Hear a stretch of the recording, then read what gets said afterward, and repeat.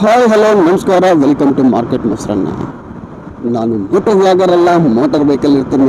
ನಾನು A C ರೂಮಲ್ಲಿ ಕೂತ್ಕೊಂಡು ನ್ಯೂಸ್ ಓದಲ್ಲ, ಆದರೆ ಜಗತ್ತಿನ ಸುದ್ದಿ ಬಗ್ಗೆ ಒಂದಷ್ಟು ಮಾತಾಡ್ತಾ ಹೋಗ್ತೀನಿ.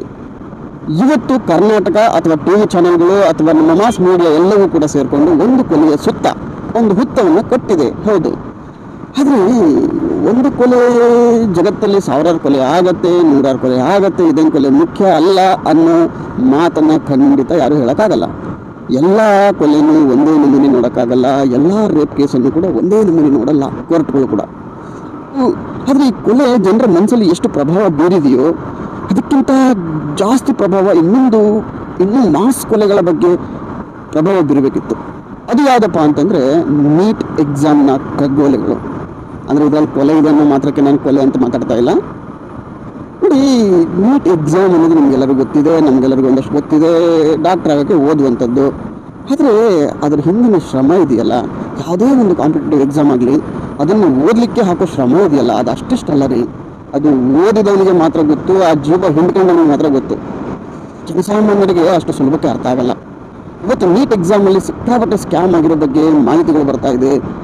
ಒಂದಷ್ಟು ಜನರನ್ನು ಅರೆಸ್ಟ್ ಕೂಡ ಮಾಡಿದ್ದಾರೆ, ಅವರಿಂದ ಹೇಳಿಕೆಯನ್ನು ಕೂಡ ತಗೊಂಡಿದ್ದಾರೆ. ಅವ್ರ ಹಿಂದೆ ದೊಡ್ಡ ದೊಡ್ಡ ರಾಜಕಾರಣಿಗಳು, ದೊಡ್ಡ ದೊಡ್ಡ ಸಂಘಟನೆಗಳೆಲ್ಲ ಇದೆ ಅನ್ನೋ ಮಾತುಗಳು ಕೇಳಿ ಬರ್ತಾ ಇದೆ.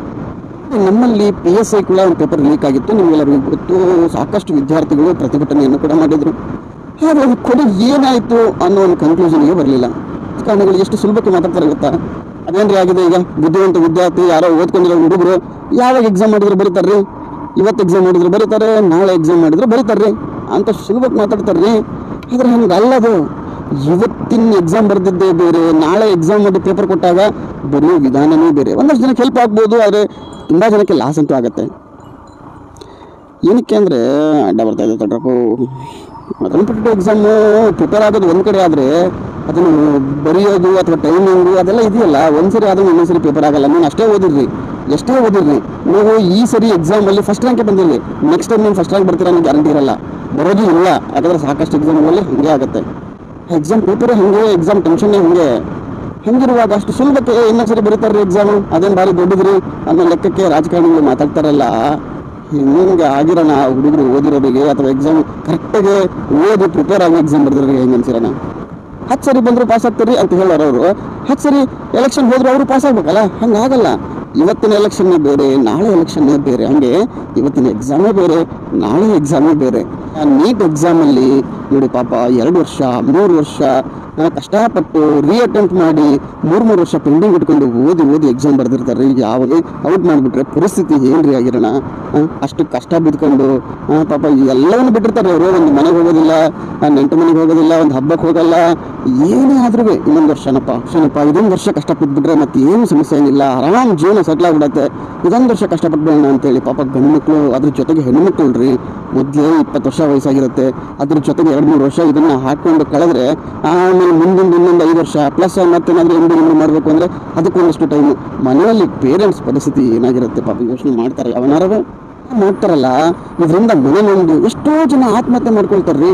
ಅವ್ರ ಆತ್ಮಹತ್ಯೆ ಕೊಲೆ ಅಲ್ವಾ? ಈಗ ಆಗುತ್ತೋ ಬಿಡುತ್ತೋ ಯಾವನಿಗೂ ಗೊತ್ತಿಲ್ಲ. ಇಂಥ ಪೇಪರ್ ಲೀಕ್ ಎಷ್ಟು ಜನ ಮಾಡಿದಾರ್ರಿ. ನಾವೇ ಕೇಳಿದ್ದೀವಪ್ಪ, ವರ್ಷಕ್ಕೊಂದು 2 ವರ್ಷಕ್ಕೊಂದು ನಡೀತಾನೆ ಇರುತ್ತೆ. ಬೇರೆ ಬೇರೆ ಕ್ಷೇತ್ರಗಳಲ್ಲಿ ಯಾವುದೋ ಒಂದು PUC ಎಕ್ಸಾಮ್ ಪೇಪರ್ ಲೀಕ್ ಮಾಡಿದ್ರು, 10th ಎಕ್ಸಾಮ್ ಪೇಪರ್ ಲೀಕ್ ಮಾಡಿದ್ರು, ಮತ್ತೊಂದು ಮಾಡಿದ್ರು, ಮಗದೊಂದು ಮಾಡಿದ್ರು, ಕೇಳ್ತಾ ಇರ್ತೀವಿ. ಆದರೆ ಅವ್ರಿಗೆ ಏನು ಶಿಕ್ಷೆ ಆಯಿತು ಅನ್ನೋದು ಯಾವನಿಗೂ ಗೊತ್ತಿರಲ್ಲ. ನೋಡಿ, ಈಗೇನು ಸಿಕ್ಬಿಟ್ಟಿದ್ದಾರೆ ಕಿಂಗ್ ಪಿನ್ಗಳು ಅಂತ ನೀವು ಹೇಳ್ತಾರಲ್ಲ, ಅವ್ರ ಮಗ ಡಾಕ್ಟರ್ ಅಂತೆ, ಮಗಳು ಡಾಕ್ಟರ್ ಅಂತೆ, ಅವ್ರ ರಿಲೇಟಿವ್ ಅಲ್ಲಿ ಮತ್ತೆ ಡಾಕ್ಟರ್ಸ್ ಇದ್ದಾರಂತೆ. ಹೆಂಗೆ ಇದೆಲ್ಲ ಸಾಧ್ಯ? ಅಲ್ಲ, ಒಂದೇ ಮನೆಯಲ್ಲಿ ಡಾಕ್ಟರ್ ಇರಬಾರ್ದು ಅಂತೇನಿಲ್ಲ. ಸಿಕ್ಕಿಬಿದ್ದ ಮೇಲೆ ಆ ಮಕ್ಕಳು ಹೆಂಗೆ, ಯಾವ ರೀತಿಯಲ್ಲಿ, ಯಾವ ಏನಲ್ಲಿ ಡಾಕ್ಟರ್ ಆದರು ಅನ್ನೋದು ಈಗ ಪ್ರಶ್ನೆ ಬರುತ್ತೆ. ಇದು 1 ವರ್ಷದಿಂದ ನಡೀತಾ ಇರೋದಿಲ್ಲ ಅಲ್ವಂತೆ, ಇದು ಸುಮಾರು ವರ್ಷದಿಂದ ನಡೀತಾ ಇದೆ. ಸುಮಾರು ಏನು ಗೊತ್ತಾ, 150 ಗ್ರೇಸ್ ಮಾರ್ಕ್ಸ್ ಅಂತ ಕೊಟ್ಟಿರೋದು. ಆ ಪಾಪ ಒದ್ದಾಡ್ತಾನೆ, ಇದ್ರಲ್ಲಿ ಹಿಂಗೆ ಮಾಡಿದರೆ 1 ಮಾರ್ಕ್ಸ್ ಬರುತ್ತೆ, ಅದ್ರಲ್ಲಿ ಹಂಗೆ ಮಾಡಿದರೆ 1 ಮಾರ್ಕ್ಸ್ ಬರುತ್ತೆ, ಒಂದೊಂದು ಮಾರ್ಕ್ಸು ಕೂಡ ಇಂಪಾರ್ಟೆಂಟ್ ಅಂತೇಳಿ ಪಾಪ ಒದ್ದಾಡ್ತಿರ್ತಾರೆ. 10 ಮಾರ್ಕ್ಸು 20 ಮಾರ್ಕ್ಸಿಗೆ ಎಕ್ಸಾಮ್ ಎಲ್ಲ ಅಟೆಂಪ್ಟ್ ಎಲ್ಲ ಮಾಡ್ತಾರೆ ರೀ ಪಾಪ.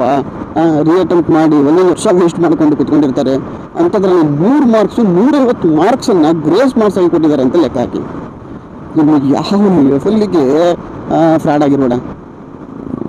ಈ ವಿಚಾರಕ್ಕೆ ಇವತ್ತು ಸಾಕಷ್ಟು ಸುದ್ದಿ ಮಾಡ್ತಾ ಇರೋದು ಬಿಹಾರ ನಮಗೆಲ್ಲ ಗೊತ್ತೇ ಇದೆ. ನೋಡಿ, ಮೊದಲೆಲ್ಲ ಈ ರೈಲ್ವೆ ಸ್ಕೂಲಲ್ಲಿ ಸಿಕ್ಕಾಪಟ್ಟೆ ಇದ್ರು ಬಿಹಾರಿ ಸ್ಕೂಲು.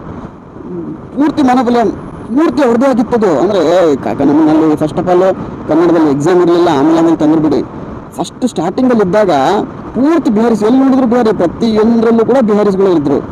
ಅವಾಗಲೂ ಕೂಡ ಇದೇ ಥರ ಎಲ್ಲ ನಡೆದಿರ್ಬೋದಾ ಅಂತ ಅನುಮಾನ ಬರುತ್ತೆ.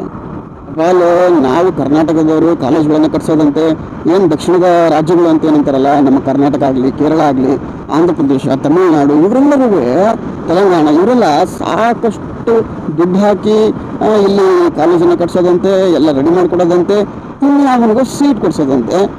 ಯಾರಾವುದೋ ರಾಜ್ಯದಿಂದ ಅಲ್ಲಿ ಕಾಲೇಜು ರೆಡಿ ಮಾಡೋಂಗಿಲ್ಲ, ಅಲ್ಲಿನವ್ರು ಬಂದು ಏನು ಮಾಡ್ತಾರೆ, ಆರಾಮಾಗಿ ಓದ್ಕೊಂಡು 20 ಲಕ್ಷನೋ 15 ಲಕ್ಷದಲ್ಲೋ ಆರಾಮಾಗಿ ಮುಗಿಸ್ಕೊಂಡು ಹೋಗ್ಬಿಡ್ತಾರೆ. ಇದು ಹೆಂಗಾಗ್ಬಿಟ್ಟಿದೆ ಅಂತಂದರೆ, ನಾವು ಮನೆ ಕಟ್ಸಿ ಇನ್ನೊಬ್ರಿಗೆ ಬಿಟ್ಟಂಗೆ, ತೋಡ್ರಪ್ಪ ಬಂದು ಇದ್ದು ಬಿಡ್ರಿ ಆರಾಮಾಗಿ ಅಂತೇಳಿ, ಹಂಗಾಗಿದೆ ಪರಿಸ್ಥಿತಿ. ಅಲ್ಲ, ಮಾತೆತ್ತಿದ್ರೆ ಮೀಡಿಯಾಗಳು ಮೊದಲಿಂದಲೂ ಹೇಳ್ತವೆ. ನಮ್ಮಲ್ಲಿ ಯಾವುದಾದ್ರೂ ಕರ್ನಾಟಕ ಮಾಡಲು, ತಮಿಳ್ನಾಡು ಮಾಡಲು, ಕೇರಳ ಮಾಡಲು ಅಂತ ಯಾವ್ದಾರು ಮಾತಾಡ್ತವೆ ನಮ್ಮ ಮಾಧ್ಯಮಗಳು? ಇಲ್ಲ. ಮಾತೆತ್ತಿದ್ರೆ ಗುಜರಾತ್ ಮಾಡಲು, ಉತ್ತರ ಪ್ರದೇಶ ಮಾಡಲು, ಮತ್ತೊಂದು ಮಾಡಲು, ಮಗದೊಂದು ಮಾಡಲು ಅಂತ ಮಾತಾಡ್ತವೆ. ಅಲ್ಲಿ ಕಾಲೇಜ್ಗಳೇ ಇಲ್ಲ ಸರಿಯಾಗಿ. ಅಲ್ಲಿನವರಿಗೆಲ್ಲ ಇಲ್ಲಿನವ್ರಿಗೆ ಹಾಳಾಗೋಗ್ಲಿ, ಅಲ್ಲಿನವ್ರಿಗೆ ಸೀಟ್ ಕೊಡೋಕ್ಕೂ ಅಲ್ಲಿ ಕಾಲೇಜ್ಗಳಿಲ್ಲ. ಹಂಗಿರುವಾಗ ಇನ್ನು ಯಾವ ಸಿನಿಮಾ ಮಾಡಲ್ಗಳಾದ್ವು ಅಂತ ಪಾಪ ಅಲ್ಲಿ ಪೊಲೀಸ್ ತಟ್ಟಿದಾರಪ್ಪ ಅಂತ ಹೇಳ್ತಾವ್ರೆ ಎಲ್ಲರಿಗೂ. ಎಲ್ಲಿ ಹೋಗ್ಬೇಕು ಏನು, ಅಲ್ಲಿ ಪೊಲೀಸ್ ಇದ್ದಾರೆ, ಚೆಕಿಂಗ್ ಮಾಡ್ತಾವ್ರೆ, ಹಂಗೆ ಪಾಪ ಎಲ್ಪ್ ಮಾಡ್ತಾವ್ರೆ ಅಂತ ಅನ್ಕೊಳ್ತೀನಿ. ಏನು ಮಾಡೋದು ಪಾಪ. ಇದು ಇದರಲ್ಲಿ ಎಷ್ಟೋ ಜನ ಪ್ರಾಣ ಕಳ್ಕೊಳ್ತಾರಲ್ವಾ, ಅದು ಕೊಲೆ ಅಲ್ವಾ? ಅದು ಕೊಲೆ ಲೆಕ್ಕಕ್ಕೆ ಬರಲ್ವಾ?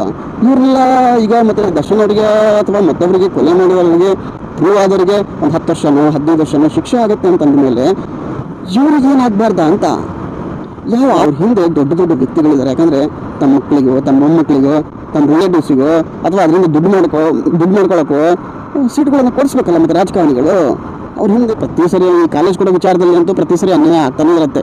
ಆದರೆ ಈ ಸರಿ ಇಲ್ಲಿ ಪೇಪರೆಲ್ಲ ಅಷ್ಟು ದೊಡ್ಡ ಮಟ್ಟಿಗೆ ಲೀಕ್ ಮಾಡಿ ಇಷ್ಟೆಲ್ಲ ರಾಮಾಯಣ ಮಾಡಿಕೊಂಡು ಶಿವ ಹಿಂಗೆಲ್ಲ ಆದಮೇಲೆ ಏನು ಪಾಪ, ಏನು ಓದ್ಬೇಕು ನಾವು, ಏನಕ್ಕೆ ಓದ್ಬೇಕು ನಾವು ಅಂತ ಅನ್ಸೋದು ಸಹಜ. ಮಕ್ಕಳಿಗೆ ಇದ್ರ ಹುಡುಗರು ಕೆಲಸ ಮಾಡ್ಲಾರ್ದಂಗೆ ಮನೇಲಿ ಇದ್ಬಿಟ್ರೆ ತಂದೆ ತಾಯಿಗೆ ಎದೆ ಡವ ಅಂತ ಹೊಡ್ಕೊಳ್ತಾ ಇರುತ್ತೆ. ಅಂಥದ್ರಲ್ಲಿ ಓದೋ ಕಂಪ್ಲೀಟ್ ಆಗ್ತಾ ಇಲ್ಲ. ಆ ಓದಿದ್ದನ್ನು 2 ವರ್ಷ 3 ವರ್ಷ ಓದ್ತಾನೆ ಹುಡುಗ ಅಂತಂದಮೇಲೆ ಆ ತಂದೆ ತಾಯಿ ಪರಿಸ್ಥಿತಿ ಏನಾಗಿರ್ಬೇಡ. ಅದೆಲ್ಲ ಅದಕ್ಕೆ ಹೊಣೆ ಯಾರು? ಅವ್ರಿಗೆ ಯಾವ ಶಿಕ್ಷೆ ಆಗುತ್ತೆ? ಏನೂ ಆಗಲ್ಲ ರೀ, ಏನೂ ಆಗಲ್ಲ. ಅವನೋ ಒಬ್ನಿಗಾಗತ್ತೆ, ಯಾರೋ ಒಬ್ರಿಗಾಗತ್ತೆ, ಅದು ಅಲ್ಲೇ ನಿಂತೋಗ್ಬಿಡುತ್ತೆ. ಅದು ಫಾಲೋಅಪ್ ಆಗಲ್ಲ. ಅದು ಫಾಲೋಅಪ್ ಮಾಡಿದ್ರು ನಮಗೆ ಗೊತ್ತಾಗಲ್ಲ. ಅಥವಾ ದೊಡ್ಡ ಮಟ್ಟದಲ್ಲಿ ಶಿಕ್ಷೆ ಆಗಿದ್ದು, ಅದು ನೀವು ದೊಡ್ಡ ಮಟ್ಟದಲ್ಲಿ ನ್ಯೂಸ್ ಆಗಿದ್ದು ನಾವು ಕೇಳಿದ್ದು ಕಡಿಮೆನೂ ಭಾಳ ಅಪರೂಪನೇ ಹೇಳ್ಬೋದು. ಇವ್ರಿಗೂ ವಿಡಿಯೋ ನೋಡೋದಕ್ಕೆ ನಮಸ್ಕಾರ, ಧನ್ಯವಾದ. ಮತ್ತೆ ಸಿಗ್ತಾ ಇರೋಣ. ಅಲ್ಲಿವರೆಗೂ ಟಾಟಾ, ಬಾಯ್ ಬಾಯ್, ಸಿ ಯು. ನಮಸ್ಕಾರ ಕರ್ನಾಟಕ.